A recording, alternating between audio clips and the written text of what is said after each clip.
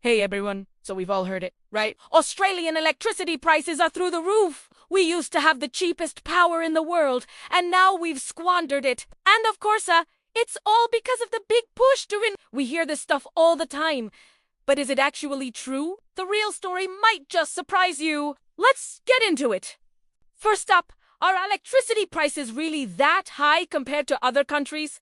The short answer is no. We're actually pretty average, sitting right in the middle of the pack. According to the Australian Energy Council, the average price for households was about 39 cents per That's just a smidge above the average for developed countries, which is 38 cents. That puts us at 10th most expensive out of 38 countries. But wait, there's more. Just comparing the raw price doesn't tell the whole story. An Aussie household paying 39 cents is very different from a family in Spain or Colombia paying the same amount, because our incomes and cost of living are different. When you adjust for that, our ranking drops. Suddenly, we're not the 10th most expensive, we're the 24th and well below the average for affordability. So, in the grand scheme of things, we're actually doing okay. Okay, so what about the idea that we've lost our cheap energy advantage? A similar study from a decade ago shows our ranking was pretty much the same then as it is now. We were 21st most expensive out of 32 nations back in 2014. Yes, our prices have gone up, but so have prices in many other countries. Our position in the global race hasn't really changed that much. Now, let's talk about our own bills. We all know they've been climbing. The official maximum price caps set by the regulators have jumped by about 30% in ENA, Sydney, and Queensland over the last 3 years, and a bit less in South Australia and Victoria. But here's the crazy part.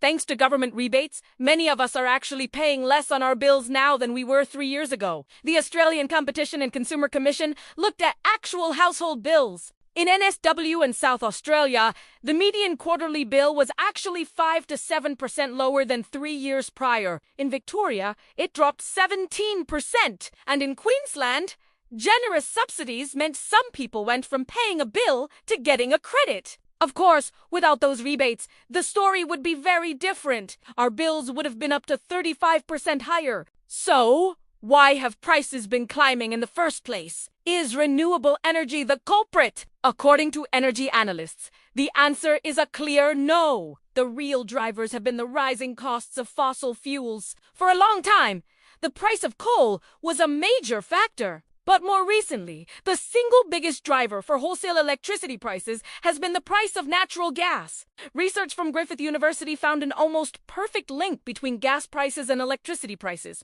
When the sun is shining during the day, wholesale power prices can drop to nearly zero thanks to all the solar energy. But in the evening, when we all get home and turn everything on, the grid needs to fire up more power sources.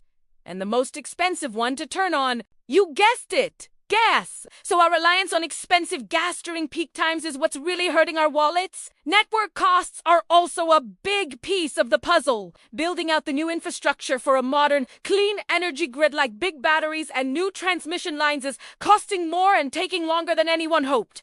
So even though generating power from wind and solar is super cheap, getting that power to our homes and making sure it's available 24/7 adds costs. So, when will all these cheap renewables actually lead to cheaper bills? The simple answer is not yet. The savings from cheap green power are currently being offset by the costs of building the new system. But what can you do right now to lower your own bills? The experts say the best way is to generate your own power. Investing in rooftop solar and a battery, along with switching to energy-efficient electric appliances, can slash your energy bills by as much as 80 or 90%. That's where the real power lies, in taking control of your own energy. It's a complex issue, but hopefully this clears a few things up. The story is a lot more nuanced than we're often led to believe. Thanks for watching, and if you found this useful, don't forget to like and subscribe for more deep dives. See you next time!